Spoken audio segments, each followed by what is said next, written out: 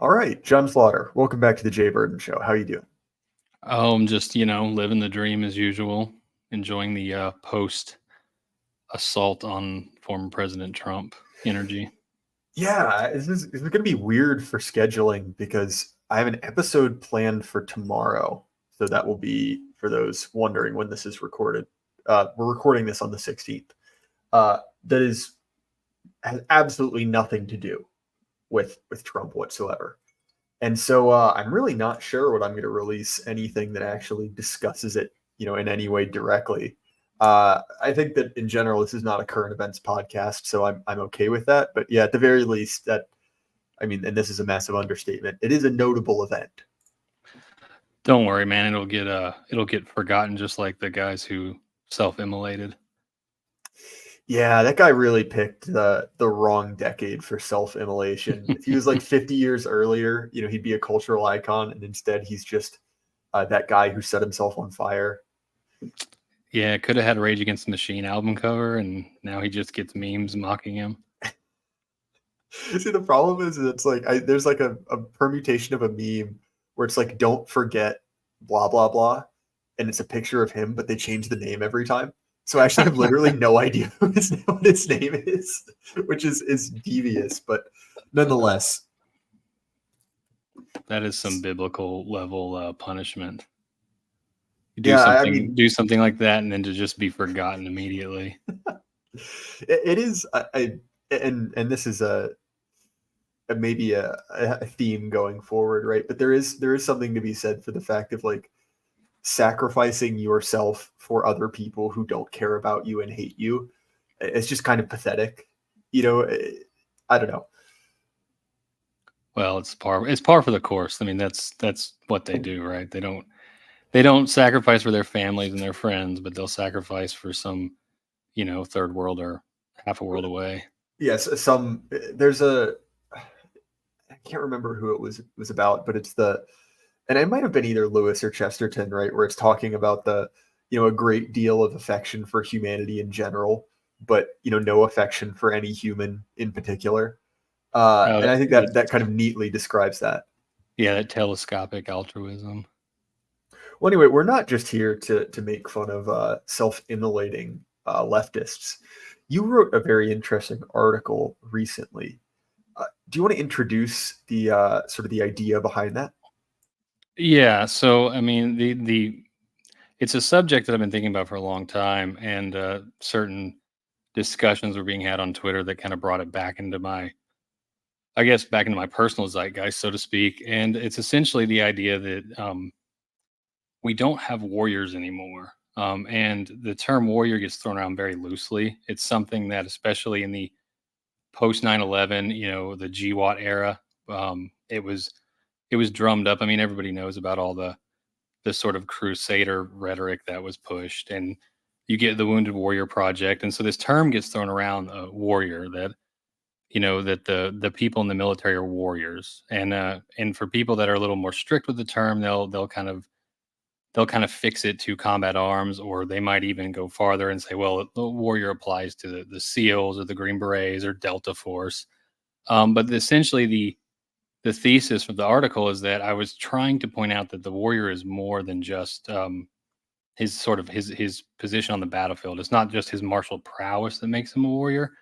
And so I wanted to, I got into an argument on Twitter about it. So I decided to kind of fully flesh out my thoughts. And I have spent a lot of time reading Junger and Evola and a bunch of other people who've made the same. Even Yaki makes the same point in Imperium. So I wanted to draw all that out and explain the differences between a warrior and a soldier. So, in the beginning of your article, you make a distinction between a metaphysical and a materialistic understanding of what it is to be a warrior. Do you want to first lay out the materialist version, and then after that, the more metaphysical understanding? Yeah, so the materialist version is just the people who go about that, which is the vast majority of people. They look at the results on the battlefield and the physical accomplishments, we'll say, of the soldiers, right? And they'll say, well, this person, using a SEAL team as example, they train 24/7. They're highly skilled. They're extremely competent. They have elements of a warrior ethos, so to speak.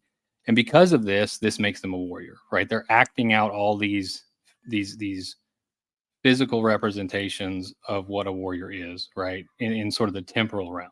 Now, to understand the metaphysical aspect of it, you kind of have to go back to, and Evola does the best job of sort of describing the origin of the warrior, because in his formation, what he kind of says is that the warrior in most ancient societies was closely linked to the concept of sacred kings, or something like divine right of kings as we would know it, or the mandate of heaven, right? Or really any culture like the Egyptians who see the king as the representation of the divine on earth. Okay. Um, and so because of this, because he's the divine authority on earth, the men who guard him have a sacred place, right? They're also kind of absorbed into this divinity. And so because they're the protectors of the king, they're given a spiritual and a transcendent dimension that you don't see, obviously, within our modern military. And you can kind of see this through, like, across cultures. There's a religious initiation ritual to become a warrior, right? The samurais go through something that my Japanese is terrible, but it's Genpuku,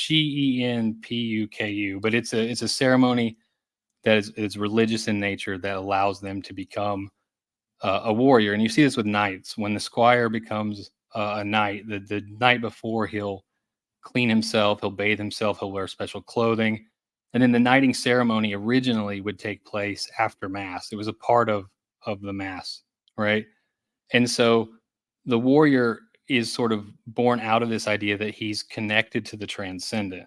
And as we move along through history, when we think of the most obvious examples of, like, the Knights Templar or the samurai, um, you have to look at the way they operate, the way they live. It's not just their ability to fight. It is their religious devotion to the way they live their life. So you think of the chivalric code, you think of Bushido. These men are connected to the spiritual realm, and then they also occupy, outside of that, um, a place within the aristocracy from which the way they live their lives, be it the chivalric code or Bushido, is then sort of transmitted down to everybody else. So everybody else is looking up to them and trying to emulate this way that they live, if all that makes sense. Well, I think it goes back to the idea, or it's connected to the idea again as well, of different castes, right? There are different callings or stations in life. And the sort of materialistic understanding of warrior is it is closer to a vocation, right? It's a job, right? It's a task, versus, this is the purpose of your life. This is what you were born for. This is what your piece in the culture is, right? It's what your family is for. And I think that, shifting the focus from kind of like the individual martial virtues of any one man, I think, is an important discussion. Because look, like, I'm not going to deny any one person his heroism, right? It's a pointless discussion. But I think that distinction you're trying to make between someone who fights and a cast of people who fight is an important one. Yeah, I mean, this is the distinction that goes back all the way to, the Spartans fight next to helots, the knights fight next to footmen. Like, this is something that throughout history, there's always this distinction, right? And as you said, one of the hangups I've had when having this discussion is always on the aristocratic element, that they occupy a place, a caste that is outside of the common person, right? Like, again, they're aristocratic, and a lot of people kind of forget about that, and that's because I think the modern conception of warrior is tied specifically just to, well, these guys fight, and they ignore the fact that, one, um, it's just a job for most of these people. No matter how dedicated they are to it, they do 20 years and they're done.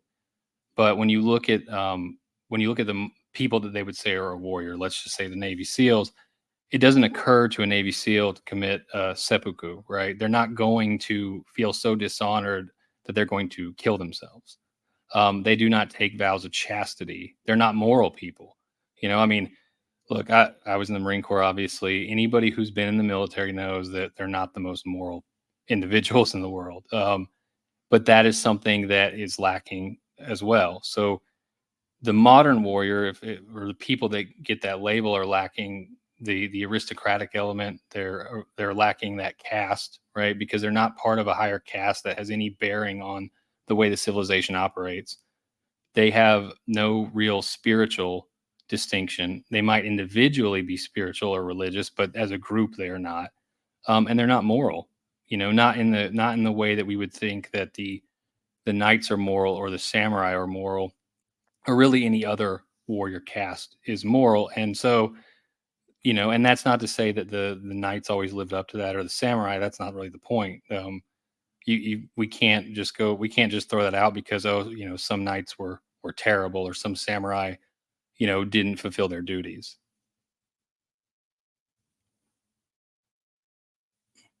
Sorry, I'm muted. I will edit that out, or I will forget to edit that out, and it will stay in. So what I meant to say is, there's another dimension to this, this kind of like class-based analysis, right? Which is that, what caste in society is in charge, right? What is ruling? So, for instance, right, medieval society is one where it's a martial society, right? So you spoke earlier about the kind of guards of the king. Well, I mean, you can look at the kind of like early kind of like post-Roman Empire Europe, and how does it go? Well, you've got a warlord who settles down, and all of his kind of under chieftains, right? They get some land, and then you kind of run several generations into the future, and it's like, okay, that's basically feudalism, right? And it's that same cast of people, right, as warriors. Whereas now, right, we do not have a warrior caste. We have a merchant class ruling. And so, that same activity of war fighting is still present, but it has been commercialized, right? You see this very clearly. And look, obviously, mercenaries have always existed. You can read about them in Machiavelli, right? But we basically turned fighting a war into sort of a branch of economics. And obviously, again, logistics has always been a part of war, but there is a transition there. And I think that when that comes with basically when you see, one group take the place of the other as the kind of highest on the status ladder, is that you can look around at, the other groups, and they become lower status by comparison, right? So for instance, right, being an infantryman, that's a blue collar job, right? That's not seen, and this is not me making a moral claim, but society in general does not consider that to be as prestigious as being a lawyer, being a doctor, being a banker. Do you see what I'm getting at there, John? No, I mean, you're absolutely right. That, I mean, even at the highest level of being an officer, the ones that would occupy a position within the society that we might think of as authoritative, or um, as part of the upper class, they're not the war fighters, right? And you see this, you kind of see how the war fighters get treated. Some of the individuals within American history who we might consider closer to the warrior caste, someone like a Chesty Puller, these individuals get pushed out because there's no place for them. Society does not look at them as somebody. There's sort of a break glass in case of emergency is how they're viewed. Um, so even at the top end, right, as you said, your basic infantryman is always going to be sort of a lower caste position, but the officer class, as we know it today, coming from the British tradition, is sort of the modernization of knights, right? As we see warfare modernize, the knight sort of transforms into the modern officer class, but they do not get that same prestige, especially now. You kind of see some of that going into the First World War. You can make a strong argument that the First World War fighter pilots, especially like the Red Baron coming out of Prussia, or some of the British ones, they sort of carry that knightly um, attitude. But after that, it's pretty much gone, and we don't have any place for them. And it's partly because we view war and combat and violence in a completely negative light, which is a point that Evola makes, which is that basically they are turned into something to be frowned upon and looked down on because we've moved past that way of living. Yeah, I think that that's an interesting point. It is actually, you see this very much with kind of the last 20 years of kind of like American mainstream politics, right? Is that, whether it was Somalia or, Desert Shield, Desert Storm, or kind of the, Iraq and Afghanistan, all of those it's this weird kind of push and pull, right? Where on one hand, you know, obviously there are vested interests in making sure that, America goes there to fight. We don't need to get into those. But, the way that and look, I'm struggling for words here, but what I'm trying to express is that, there is just a revulsion, and the revulsion is sometimes, this is not a good use of, our military. That's sometimes an objection, right? That's an objection I would share.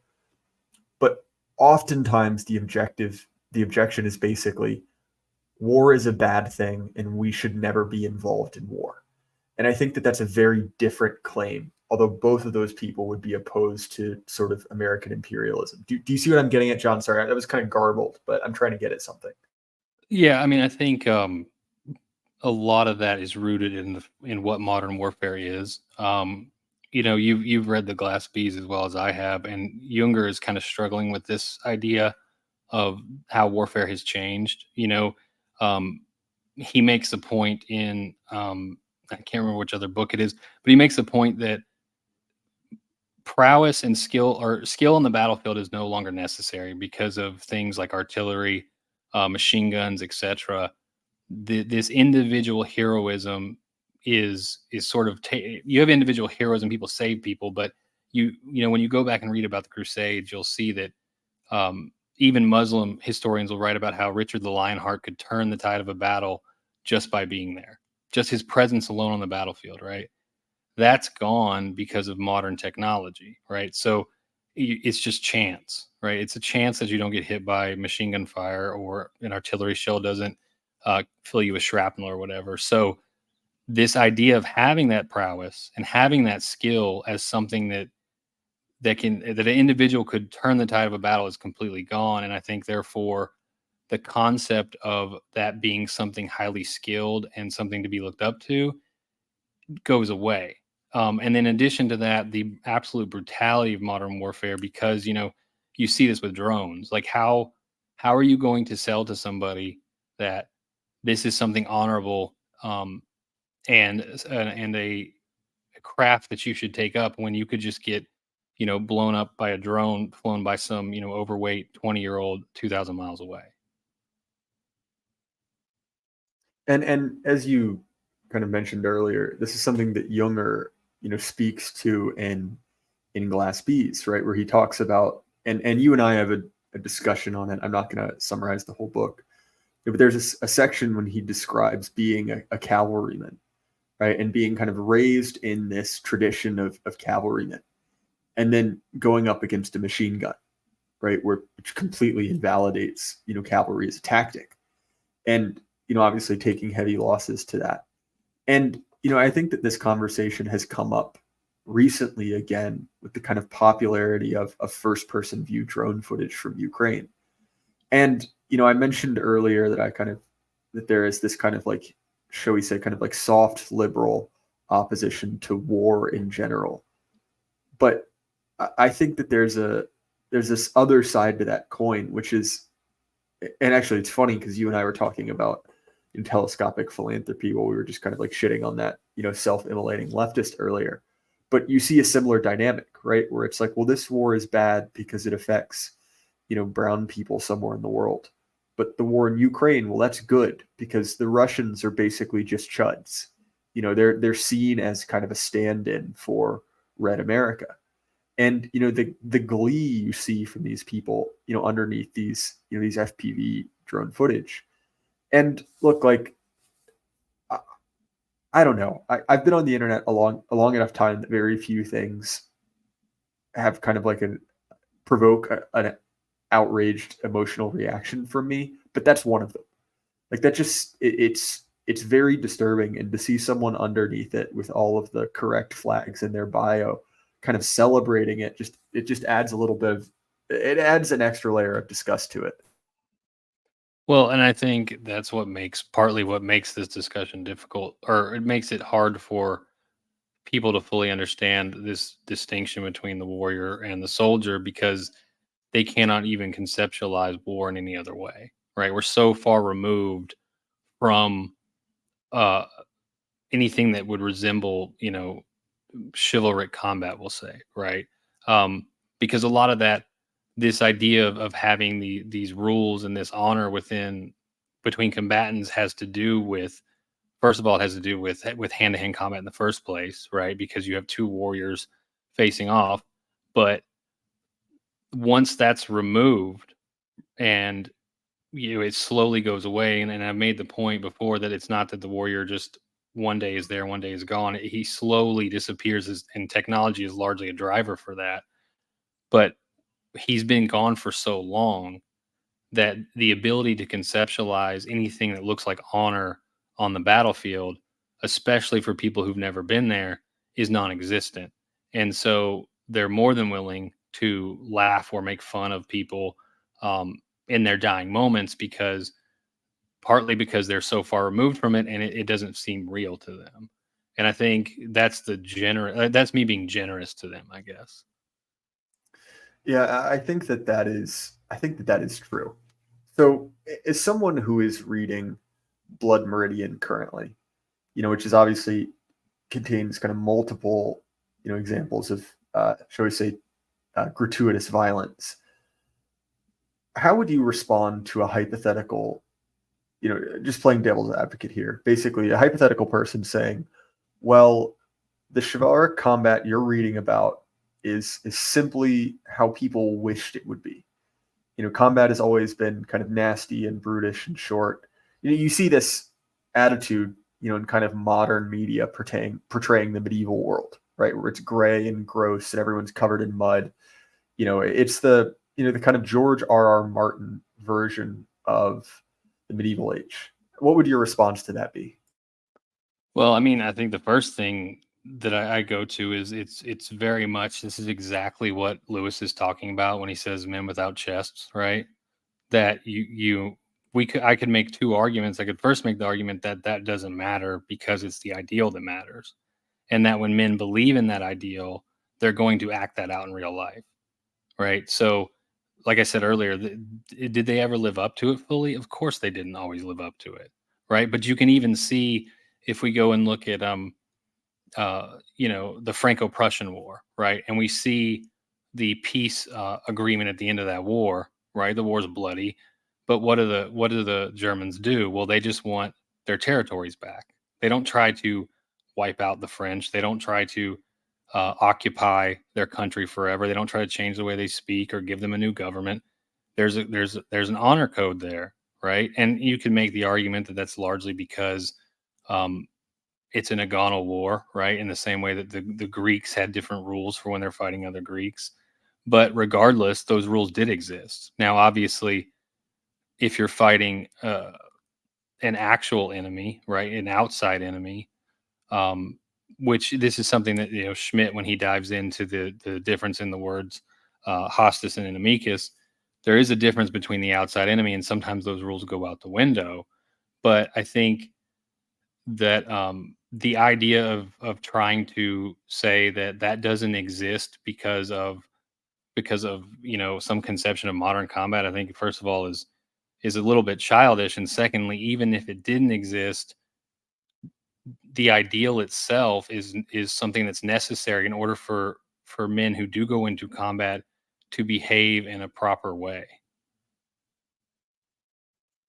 And I think that that is an interesting point about World War One, right? Is viewing it obviously both as the birth of mechanized warfare, but also as the sort of crack in Christendom, right? The crack in the gentleman's agreement that basically, we're not going to try and socially engineer your country out of existence. I wouldn't even say that's an agreement, right? It was not really an idea at the time. And obviously, John, you and I have kind of talked about, the Civil War before as kind of the birth of, a truly modern war, where the goal is to not only win, but to kind of socially engineer your opposition out of existence, which is, I guess, a trend we still see kind of going in the current era. Well, yeah, it's interesting because I'm actually reading Yaki at the moment, and he talks about this and how in the earlier age, right, the European powers view themselves sort of as cousins and brothers, and so they have these sort of agreements. But then now that we're in the age of total war, and you get this idea of, well, you're fighting on the side of humanity and right. Well, if that's the case, then the enemy is automatically not human and therefore must be eradicated. And so that shift definitely plays a giant role in it. But to the extent that it affects the warrior, it is the First World War is sort of the nail in the coffin, right? Because the technology is so great that it removes, you see this with if you look at the British casualties, right? The officer class takes the large brunt of the deaths, right? They're disproportionately killed. And that war is so brutal there and nasty that there is really no honor, right? So you can understand how that would break that spirit. Because the men coming back from that conflict, I mean, how do you talk about honor when you're in a trench, in water up to your knees with dead rats and flies and feces and stuff like that? There is no real honor in that, right? And then civilians are now automatically drawn into the conflict as well, because as we move forward, especially into World War II, now you can just bomb people indiscriminately, right? So war is no longer this contained, pitched battlefield where, two armies go toe to toe, right? Like we see sort of the Civil War is maybe the apex of Napoleonic combat. But after that, and actually, you kind of see the birth of trench warfare at I believe it's the Siege of Petersburg. The Confederates dig trenches, but you start to see that shift, and you see a little bit more in the Russo-Japanese War. And by the time World War I comes, it's gone. And it only makes sense, like I said, that these men coming home would have stories, and I'm sure seen the videos of shell shock and such. It kind of kills whatever remnants of the idea of chivalry. And again, that's what I think Junger is struggling so much with in The Glass Bees. It's sort of him working out this idea of like, well, he's sort of this last vestige of this idea of honor and courage and chivalry that exists, and he's given those tools, and then you go into the battlefield, and the toolkit you're given is no longer relevant. And now, how do you deal with that? And then, how does your civilization deal with that? This is actually something that was relevant. I was able to grab dinner with Conscious Caracal, right? The South African. It's probably a very poor descriptive of him, but it is accurate. And what came up was the parallels between the American Southern experience and that of the Boers in South Africa, particularly in the sense that the Anglos came in and conquered them, put them in concentration camps and sort of tried to engineer them out of existence. And it was interesting because he was talking to me about things that, and I'll be the first one to admit I know absolutely nothing about South African history, so it was a interesting history lesson. But the system of concentration camps there, I mean, it was every bit as savage as any other, right? I mean, it's where we get the term from. And you sort of see like a premonition of what was to come, because one of the things he was talking about is that once these camps became known to the public, they were immensely unpopular. There's a massive letter writing campaign, but he was talking about basically the damage control that the government tried to run, which is basically like, oh, the Boers aren't like you. They're not really fully sentient. They don't feel pain the way you do. And I thought it was interesting because maybe our more sort of ethno-nationalist listeners would say like, oh, well, they're both white. And it's like, well, okay, that's true, right? And in certain contexts, that matters quite a bit. But fundamentally, it's that same in-group, out-group distinction we were talking about earlier. And I think one of the things you know, that made Europe unique, right, is it was simultaneous. There were sort of layers to that in-group and out-group system, right? You could fight a European and you would try to kill him, but at the same time, like you said earlier, they were cousins. They were part of the same group, and so that enabled, at least in my understanding, there to be a sense of chivalry, kind of a code of conduct, a limitation on what was considered acceptable. And then you compare that, right, to Blood Meridian, which, for those who aren't familiar, is a novel about the sort of the Indian wars on the plains, and it's a war of extermination. And I do think that sort of in-group, out-group, or that ability to extend, and I have to be careful here, but the ability to extend that in-group to basically include cultures that are close enough but not quite you is important to the development of that kind of idea of honor. Well, yeah, and there's also a class element because you do see even outside of yeah, well, you see this within Europe, right? You see the way the officer class would treat each other in previous times. You also see how the officer class will often treat officers or something the equivalent of in other civilizations. They do treat each other differently, but I think what you kind of what you're highlighting now is sort of this shift also from war for tangible, like, what would you see, like tangible objectives, right? We want territory, we want land, we want money, we want women, whatever it might be, to ideological conflicts, right? So you kind of you have this transition phase, like you said, where you have, in the American West, you have this war between two civilizations, right? Essentially, and there's this in-group, out-group. But now, in the modern context, we've moved even farther out, where they're ideological conflicts. So in World War II, yeah, okay, well, we're both, was it 60% of Americans are of German descent or something absurd like that, right? But you're still able to get them to fight them en masse because now there's an ideological conflict. So now anybody who does not fit into that belief system, whatever it might be, is the other, right? And they need to be exterminated. And I think Schmidt talks about this, Yaki talks about this idea that, like, once you use a term like humanity or democracy, anybody who does not, like, especially with humanity, anybody who does, if you're fighting for humanity, anybody who is fighting against you is all of a sudden not human, and therefore you can do whatever is necessary to get rid of them because they are now an existential threat. And that sort of shift in the way warfare is conceptualized and fought is I would say is also a byproduct of not having this sort of warrior caste that's there to keep these conflicts sort of grounded, I guess you would say.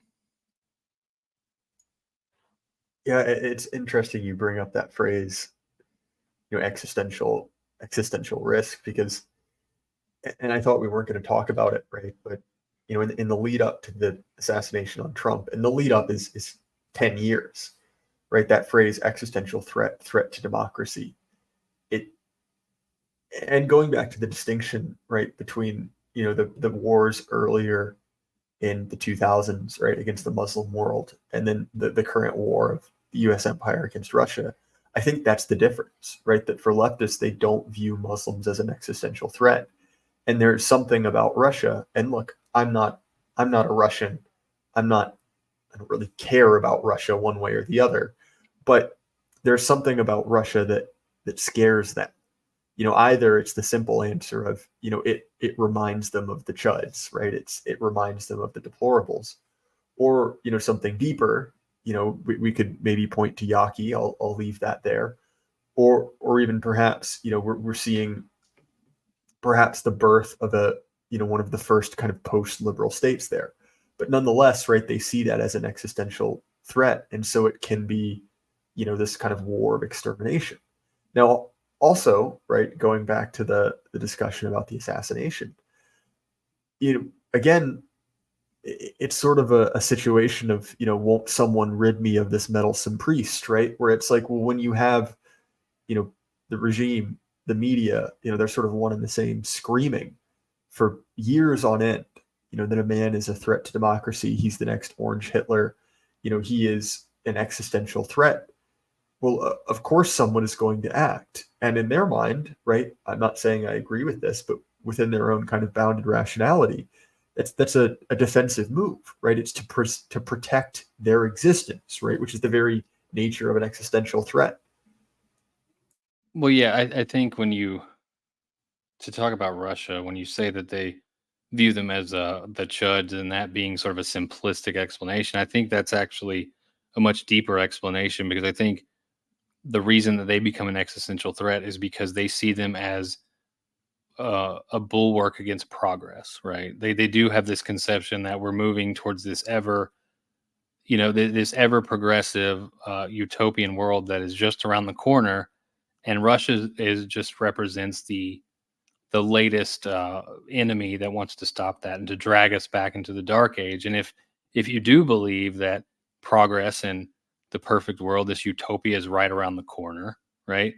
Then you're going to do anything to reach that. And anybody who's trying to stop that is obviously evil. And if they're evil, because they do sort of place on Russia or whoever is in their sights, right, for the most part, is sort of essentially their version of Satan, and it has to be wiped out completely off the face of the planet. And you see the same. I think the reason that same rhetoric is turned around on whether it is Trump or his deplorables, right, his supporters, is because they are essentially, like you said, they're sort of related in that way. They see us as very similar, as this existential threat to the progress and the utopian world is right around the corner. And if that's the case, then we are an existential threat. And if that's the world that they want, then we are, right? No, certainly. I think that I don't know. I feel like there's been enough said on the Trump assassination, and I do have an episode planned to discuss it at some point in the future. Who knows when that will come out? So I don't want to get kind of too bogged down in that. One thing I do think is, and this is actually, what, I'll tie this in, right? Because one of the kind of defining features of particularly the Trump presidency was the heightened politicization of the military. And what I mean by that is not that, obviously politics always affects the military in some way, but particularly the way that certain generals, right, became political actors. And in your piece, you refer to the role of the warrior caste as a stabilizing force on society. One, do you want to explain that dynamic? And two, where do you think that class lies today? Well, so essentially the way that works is that the warrior caste operated as the protectors, again going back to their origin as protecting this king who is the representation of the divine on earth, or literally the divine on earth depending on the culture. Their job becomes protecting the traditions and the ways of life of their culture, and they operate semi-independently, which is a big key in this. As you mentioned, the sort of politicization of the military, right? The warriors operate independently, like they do work for, especially within feudalism, right? The king can't just call them up and make them do whatever he wants. There has to be sort of an agreement, and they're able to fight back against that. And their job is to sort of keep things in line, because they're not bought and paid for by the king, which again is one of the reasons why a soldier can't be a warrior, because a soldier fights for an army, which fights for a government or a king or something similar, a republic. It doesn't really matter, but they're not beholden to a higher standard. They're not there to protect the traditions and the culture. They're there to protect the government as it stands. Now, as far as where the warrior caste lies today, this is where I get a little esoteric, because I do believe that I do believe these castes are real and they exist whether we want them to or not. And because they don't exist, in the temporal world, and they're sort of metaphysical, you can't just eradicate them. Now you can put them in a position where the technology and sort of the spirit of the age doesn't allow them to manifest, but they're still going to sort of seep out into the cracks wherever those cracks are. So you see elements of the warrior caste today in soldiers or in Navy SEALs or special forces, whoever it is, because a lot of those individuals, especially when you're looking at the officer class of the SEALs, these are educated, intelligent guys, very capable.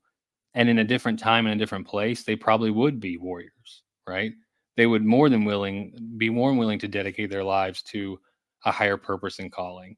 But there's nowhere else for them to go. So those impulses to be a warrior um, point them into the directions in which they can, right? So if you have that impulse and that's sort of something that is innate within you, then you're going to act out those you're going to act out the elements of the warrior caste where you can. So you might join the military and you're going to see people do heroic stuff, and you're going to see people behave in a way where you want to call them a warrior. Like I mentioned before, the warrior caste doesn't disappear overnight.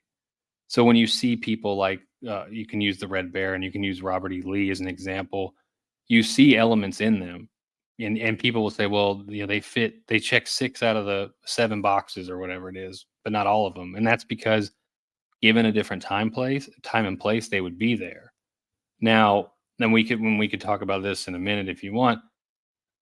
The warrior caste, in my opinion, will return if the conditions are proper, and those individuals that I'm sort of referencing will be the type of people that would fill that role in the return of that warrior caste.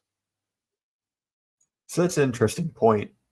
What conditions would need to arise for restoration of the warrior caste? So I one of the examples I like to use, and some people kind of scoffed at this at first, but if you've ever read Dune or even seen Dune, you recognize that there's these shields they have, and these shields basically nullify any type of projectile. Part of the reason that Herbert creates these shields within the Dune universe is because Herbert understood that in order to have this aristocracy that's respectable and powerful and can control these vast empires, they had to be a warrior aristocracy, and the only way that that could possibly come to be born would be through hand-to-hand combat, because there's an element in which we haven't really touched on, but part of what hampers the warrior caste from existing today is the distance, right? And you'll notice that as the distance between combatants increases, the honor on the battlefield decreases.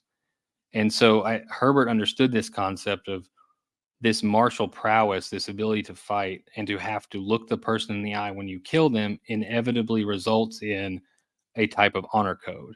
And that honor code it doesn't just exist on when you're fighting. It seeps into your entire life, and it becomes part of the way you live.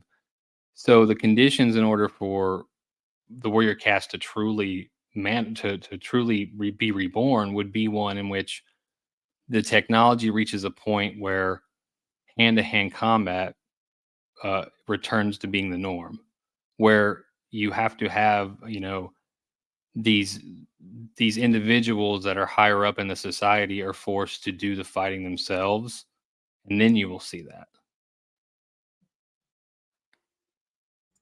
I think that that's an interesting point. One of the other things that is kind of, I think, propelled the degradation of a warrior culture is the distance from kind of the front line to command, right? Obviously, some of this is just facilitated by digital technology, right? If you can stick your general in a bunker, 100 miles away, he's much safer, but also, fundamentally, things change when any one guy can at a distance kill anyone he can see, practically. At least he has a puncher's chance, right? And I think that your point as well about proximity breeding honor culture is an interesting one. It's not one I thought of before, but you see this as well in Homer, right? Is that there's kind of a weird intimacy to hand to hand combat, right? Kind of in the way that he describes it. Well, I think part of why you see that is because when you have people that are that well trained, with a martial skill set, they recognize somebody else who has that as well. And I think there's a degree to which they almost regret having to take the life of that other person because, again, like I said, the warrior caste does not see themselves as the same as the foot soldiers, right? They're above them. So when they're fighting another member of the warrior caste, they're fighting their equal to an extent. And there's oftentimes a bit of regret, not regret, but grief in having to take that person off the battlefield or out of this world because they recognize who they are. Like you said, they don't the proximity. The first time you start to see this big shift, obviously, is with the introduction of the crossbow and the longbow, and then of course pike and shot. This sort of the distance increases, and that's where the warrior caste starts to lose its effectiveness on the battlefield, and because its effectiveness is no longer necessary, or because they're no longer necessary, and they're ineffective. They sort of just kind of die out, right? But again, like I said, I think it really comes down to the fact that they recognize and respect the other individual warrior because they recognize what they are and they see themselves as the same. They don't see them as just a nameless, faceless individual. They're fighting against. Now, again, somebody's going to listen to this and point out examples in which you know um, the knights treated the Saracens a certain way or vice versa. But I can also point to how Richard the Lionheart and Saladin treated each other on multiple occasions. You see them grant each other, um, they grant each other certain privileges that you might not see in other places, right? So that's an element of how they see each other and they honor each other. So, John, we're fast coming up on time. This has been a fascinating discussion. But if people want to find more of your work, what's a good way for them to do that? Yeah, you can find me on Substack at Texas John Slaughter. It's the Old South Repository. It's where I do most of my writings. I recently did another article that's done really well on the origins of the word meekness, which people might find interesting related to this. And other than that, they can find me on Twitter at J Slaughter Esquire. Well, definitely, and I highly recommend John's Substack. It's been exploding recently. You've had a couple of really good articles, this one included. So I highly recommend that. Yeah, man, thanks. I'm just hoping one day I can be a big time influencer like yourself. If this is big time, I'll put it this way: the extent of the benefit I get for being a micro niche e-celeb is that at any moment I can open my phone and have people accusing me of being a homosexual, a federal agent, or some combination of the two at a moment's notice. And that's the kind of thing that it's just absolutely priceless. Uh, as far as my stuff, right, you can find the Jay Burden Show on Apple, Spotify, YouTube, anywhere you want to listen to podcasts. You can also check out our sponsor, Axios Remote Fitness and Coaching. And wait, John, aren't you using Axios now? I am using Axios. Yeah, I probably should have queued up my link so that I can get people over there. But no, I am using it now, and I've been working out for a very long time. And I will say this: the workouts I'm doing now are actually kind of kicking my ass. So it's no joke. Yeah, that's the thing about JD is that just when you think you're starting to win, JD comes up with something new to absolutely put you in your place. And I don't know if that's a positive review, but it is an accurate review nonetheless. Uh, Again, guys, thank you so much. The show has been doing quite well. I've really been enjoying the last couple guests. I will say one thing that I was quite honored is that I've apparently cracked about 100 reviews on Spotify, which is quite a lot, especially for a podcast of this size. I really appreciate that. It does nothing more than make me feel good. It is in no way connected to any kind of monetary benefit, but you know what, guys, I appreciate that. So thank you very much. And to everyone at home, remember, keep your head up. Well, I can't last forever. Good night.